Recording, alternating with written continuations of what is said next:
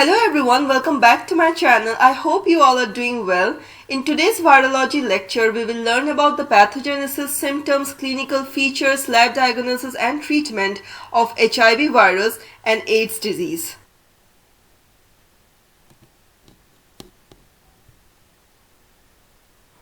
Dear students, when we are discussing about the pathogenesis, we are actually talking about the mechanism of action of HIV virus. हमें पता होना चाहिए कि HIV virus will be infecting the cells in our body. HIV virus, they infect those cells that have CD4 receptor in it. अभी CD4 receptor cell कहाँ कहाँ मिलेंगे? एक तो आपका हेल्पर टी सेल्स में, या तो आप बोल सकते हैं लिम्फोसाइट्स में, ठीक है, जो ब्लड में होती है. दूसरा आपका एल्वियोलर मैक्रोफेजेस में, जो कि आपके लंग्स में होते हैं. तीसरा आपका neuroglia in our CNS, central nervous system में जो होती है. और ये वायरस लिम्फॉइड सेल्स को भी, सच एज बी सेल्स को भी इन्फेक्ट करते हैं, ठीक है, जो हमारे ब्रेन्स और टेस्टिस में होते हैं. But the most common place where it severely effect it is our your T cells. Okay, अभी जब वायरस आपके बॉडी में इन्फेक्ट कर चुकी है, मतलब वायरस का ट्रांसमिशन हो चुका है, तो आफ्टर ट्रांसमिशन क्या होता है, रिसेप्टर अटैचमेंट के लिए HIV वायरस वो टारगेट सेल को बाइंड करती है, ठीक है. GP120 से CD4 रिसेप्टर जो है वो बाइंड होती है. ये CD4 रिसेप्टर जो है ये surface of the host cell में पाया जाता है. CD4 रिसेप्टर के अलावा भी जो CO रिसेप्टर है, ठीक है, ये दोनों मिलके जो है आपका HIV को मतलब फ्यूजन करने के लिए, HIV सेल में जो एंट्री करेगी उसके एंट्री को एक्सेस देने के लिए दोनों टाइप के रिसेप्टर की ज़रूरत होती है. सो जो प्राइमरीली आपका CD4 रिसेप्टर है. CD4 रिसेप्टर के बाद जो आपका सेकेंडरी है CO रिसेप्टर, ठीक है. अभी CO रिसेप्टर क्या कौन से होते हैं? ये केमोकाइन रिसेप्टर्स होते हैं. ये केमोकाइन रिसेप्टर्स जो है वो एक्चुअली साइटोकाइन रिसेप्टर्स है, जो हमारे ल्यूकोसाइट के सरफेस में पाए जाते हैं. इनका काम होता है कंट्रोल करना जो माइग्रेशन और पोजीशनिंग होती है इम्यून सेल्स की, उसकी, ठीक है. अभी ये जो CO रिसेप्टर के बारे में मैं बोल रही हूँ, इसके अंदर आपका CCR5 आता है और CXCR4 आता है, और भी 7 तरीके के ऐसे रिसेप्टर्स आते हैं, ठीक है. अभी जो CCR5 है, that will allow the entry of M tropic HIV1 strain, okay, and the CXC4 receptor will promote the entry of T trophic HIV1 strain, okay. CD का मतलब हो जाता है आपका cluster of differentiation. Chymokine receptors involvement is very important in pathogenesis because there are certain African species which are resistant to HIV virus because of the mutation in the chymokine receptors, ठीक है. तो अब देखिए इधर लिखा है CCR5 जो है that is present basically on the macrophages and the T cells, okay, and initial infection होती है उसमें, and उसके बाद जो CD4 प्लस GP120 का जो कॉम्बो बनता है, कॉम्बिनेशन बनता है, ठीक है. फिर GP41 जो है, जो बेस में होता है, ठीक है, it will also cause penetration into the plasma membrane. You can see in the diagram clearly. Now जो CXCR4 है, that are also present on T cell, okay, that will also cause the severe type of infection. I hope this much is clear to you. So guys, you know, like in today's world, one of the biggest threat to humankind and mankind is nothing but the viral diseases or the microbial diseases, ठीक है. I'm not talking about corona only, but आज की date में भी देखिए कि इतने advance science and technology होने के बावजूद भी हम HIV के लिए एक परमानेंट क्योर अभी तक नहीं ढूंढ पाए हैं. So it is a thing of concern. आगे भी जैसे ईयर्स आएंगे तो one of the biggest concern for human kind is a viral disease. Definitely हम लोग लकी इनफ है कि हमें कोरोना का वैक्सीन मिल गया है, and even after vaccination still people they are getting killed due to this virus. So आगे भी जितने भी ऐसे होंगे, because viruses they are you know intracellular parasite, okay. उनका कोई एग्जिस्टेंस लिविंग और नॉन लिविंग के ये बीच में आते हैं. इसीलिए ये बहुत ज़्यादा डेंजरस हो जाता है। इनफैक्ट आगे के कुछ सालों में अगर ह्यूमन बीइंग्स और मतलब ओवर एक्सप्लॉयटेशन करते रहे रिसोर्सेज की और नेचर की, तो ऐसे ग्लोबल वार्मिंग के वजह से और काफ़ी ऐसे रीजंस हैं जिसके वजह से जो है प्रियॉन्स के द्वारा भी जो है ना आपका बहुत ज़्यादा डेडली डिजीजेस स्प्रेड होने का चांसेस हो सकता है। चलिए हम आगे बढ़ते हैं हमारे टॉपिक में। Now see, the first thing is your binding. Okay, HIV virus, it binds to the host cell. Actually it binds to the CD4 receptor of the host cell or leukocyte. Then second point is your fusion. Fusion में क्या हो रहा है, जो HIV virus है ये fuse हो रहा है with the cell membrane of the host cell, which allows the HIV contents including RNA, reverse transcriptase, integrase and protease to move into the cell. अभी क्या हो गया कि ये रिवर्स ट्रांसक्रिप्टेज जो है inside the cell, the HIV RNA is converted into DNA. Okay, now ये viral DNA जो है, ये वायरल DNA क्या करेगा, ये जो होस्ट सेल के साथ जाके इंटीग्रेस एंजाइम जो है ये दोनों को इंटीग्रेट कर देगा, मतलब एक साथ हो जाएगा.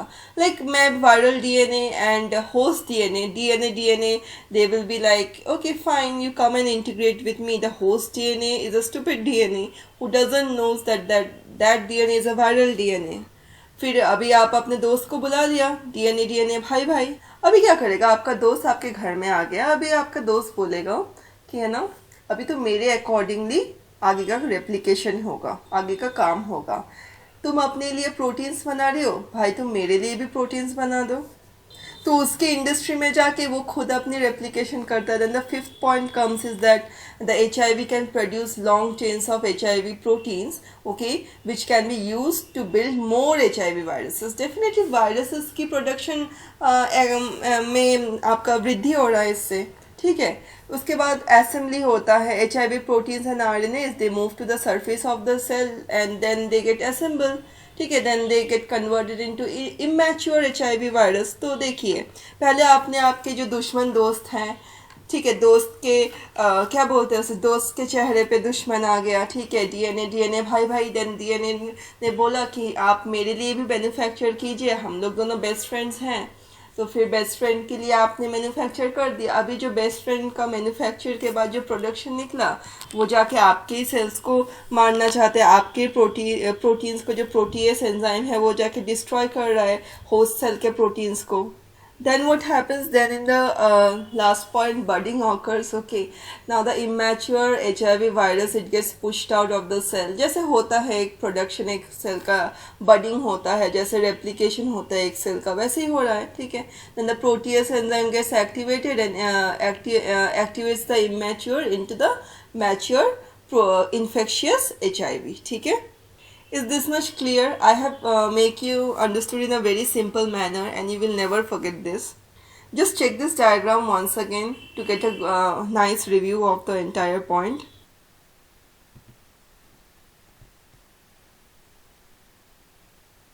Now when the viral cells, they are increasing in the patient's body, what is happening? Automatically the CD4 count will be decreasing. Okay, normally 500 to 1000 के बीच में होती है ये, but when it will start coming around 300 या 300 के नीचे या 300 तक आ जाती है, तब हम बोल सकते हैं that the patient is developing your HIV और एड्स डिमेंशिया, ठीक है. At that time the patient में develop TB infection also. Again most of the opportunistic infection also happens, okay, जब वो 200 के नीचे चली जाती है.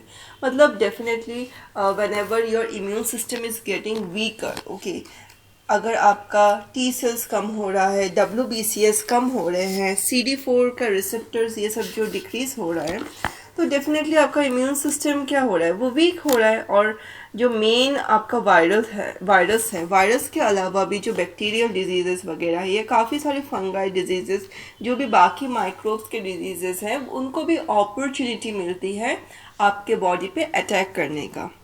Now again when it decreases below 100, okay, then we will see there is Cryptococcus infection. Again below 50 अगर चला जाए, then that will be your CMV, primary CNS lymphoma, ठीक है.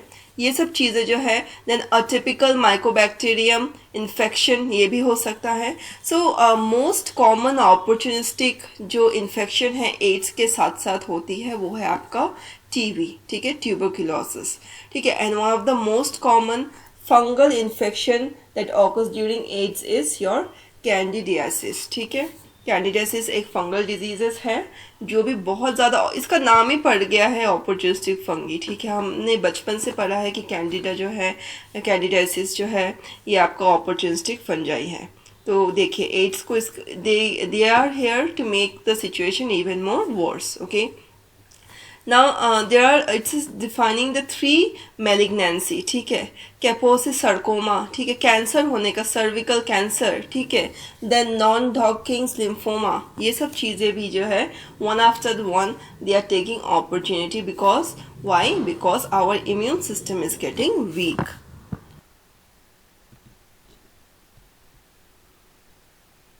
So if we talk about the symptoms of HIV guys, then primarily जो है एक acute HIV infection होती है, then it goes to chronic stage, and at the last it goes to your advanced stage or AIDS stage.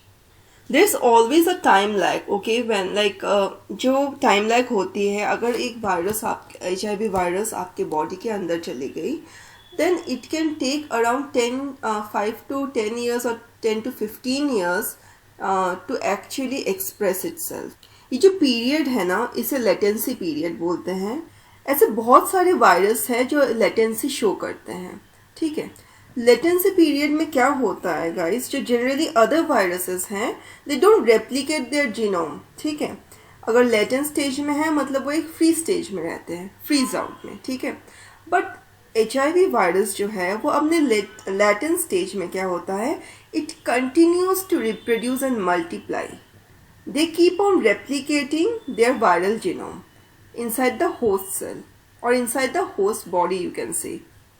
Initial stages में क्या देखते हैं हम, fever, headache, sore throat, okay, then there is excessive fatigue, ठीक है। Fatigue मतलब आलसीपना होता है, देन चिल्स होता है, मसल पेन होती है, स्वॉलन ग्लैंड्स होते हैं, ठीक है।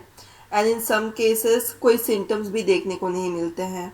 तो एक बार क्या होता है, जब HIV वायरस है ना बॉडी को इन्फेक्ट किया, ये समवट एक वैक्सीन जैसा आप सोच सकते हैं कि आपके बॉडी को इन्फेक्ट किया, ऑटोमेटिकली आपके जो CD4 काउंट डाउन हो गया है, देन T सेल्स का काउंट डाउन हो गया, ठीक है। उसके बाद क्या होता है, धीरे धीरे ना असिम्टोमेटिक स्टेज आ जाता है, मतलब again the things seems to get normal, okay. So within 1 month you will again see there is no symptoms, ठीक है। latent infection हो रहा है, asymptomatic है, सारी चीज़ें लग रहा है यार मैं तो ठीक हो गई, I don't have HIV and all, okay, this is the kind of thing the people experience। उसके बाद क्या होता है, वापस से clinical manifestation में क्या होता है कि वापस से जो है वो और डिग्रेड होता है, उस पर्सन का जो वो आपका एक पर्सन का जो इम्यून रिस्पॉन्स है वो फिर से वापस से क्रॉनिक HIV के तरफ चलता रहता है, ठीक है।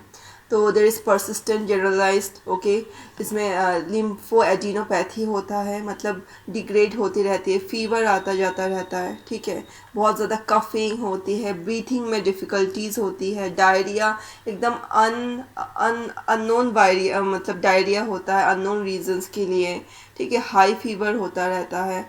उसके बाद जो ग्रुप 4 में होता है तब अदर डिजीजेस HIV के साथ कैपोसी कार्सिनोमा, मतलब जो ब्लड सेल्स होते हैं, ठीक है, स्किन के ब्लड सेल्स में जो है कैंसर होनी स्टार्ट हो सकती है, ठीक है। फिर अपॉर्चुनिस्टिक डिजीजेस तो है ही। इसके दौरान पर्सन का वेट लॉस हो जाता है 10% तक, ठीक है।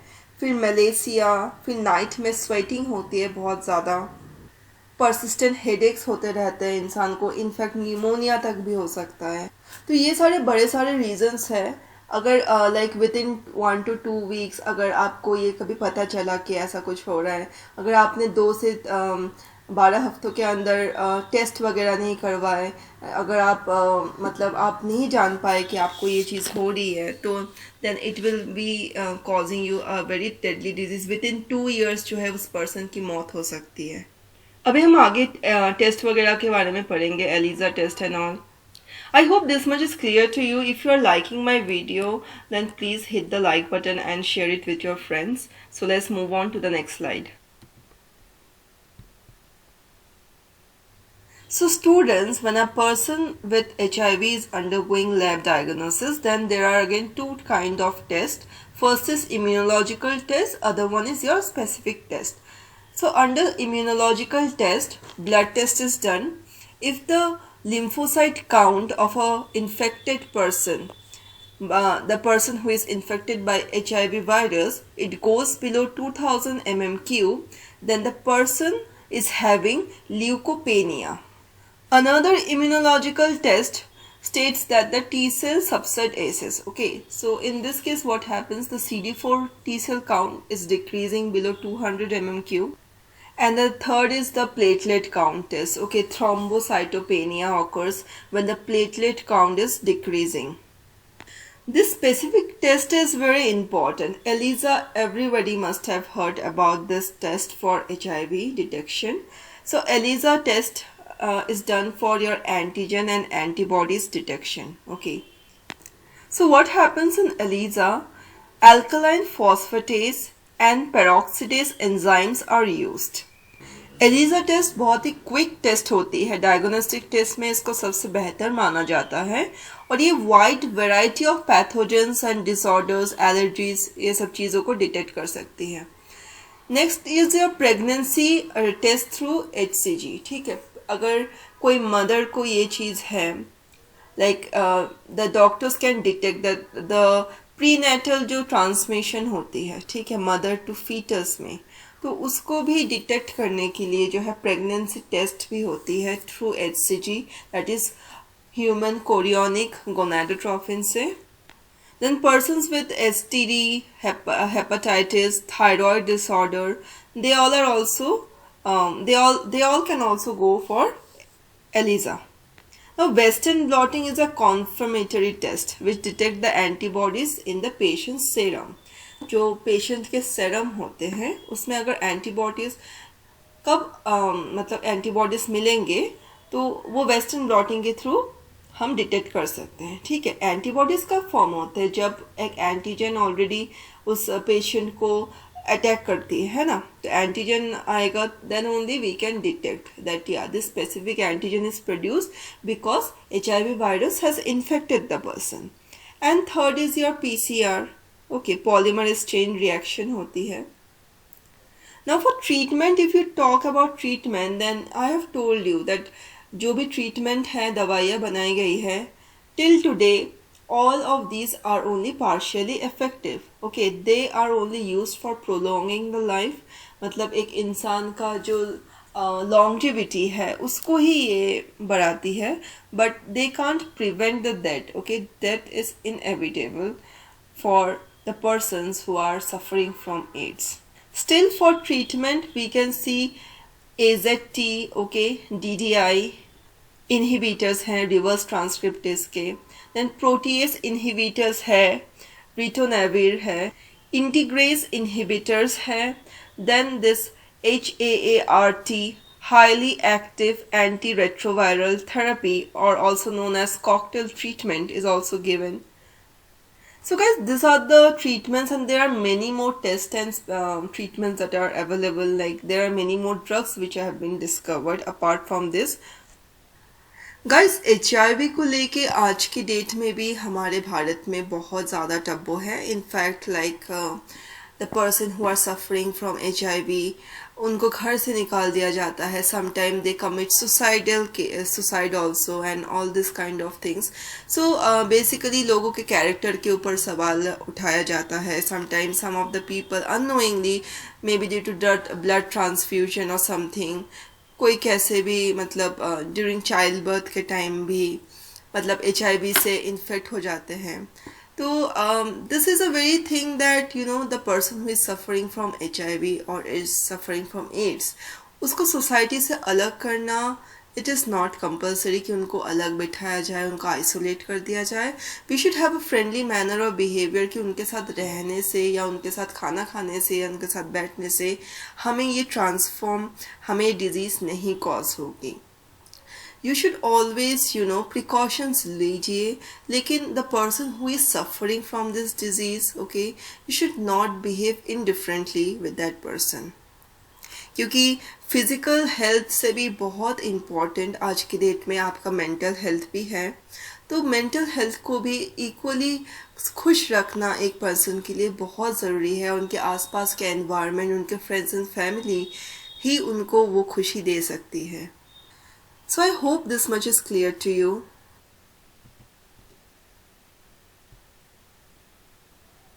Thank you so much for watching. If you have enjoyed this session, then do hit the like button. If you have any questions or queries, then don't forget to leave your comments below. Please subscribe to my channel and hit the bell icon to never miss my videos. Until next time, stay curious and keep learning.